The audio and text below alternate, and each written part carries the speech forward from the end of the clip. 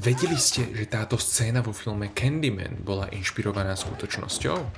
Pokiaľ ste fanúšikmi hororu, poznáte tohto pána. Candyman je klasická hororová mestská legenda, kde si po vás príde chlap s hákom na miesto ruky a včelami bzučiacimi mu z torza, pokiaľ 5 krát za sebou zopakujete jeho meno pred zrkadlom.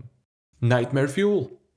Určite. Scénu inšpiroval reálny prípad 52-ročnej Ruth Mae McCoy v Chicagu, keď na ňu dvojica mladíkov vyskočila cez zrkadlo v kúpeľni. Neboli duchovia, len našli dieru v stene, 4-krát osamotenú ženu postrelili a okradli. A jedna bonusová zaujímavosť. Film Candyman je natočený na základe poviedky The Forbidden od Clivea Barkera, kde Candyman vyzerá nejak takto. Asi vás neprekvapí, že mi pri čítaní spojenie s filmom najprv nedoplo.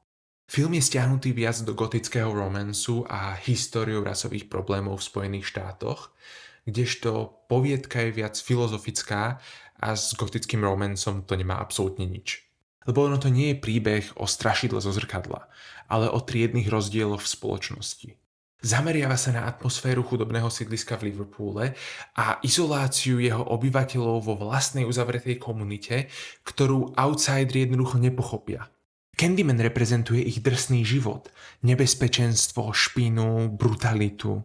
Ľuďom odkopnutým systémom dáva táto desivá legenda spoločnú identitu a pocit moci vo svete, ktorý ich inak ignoruje.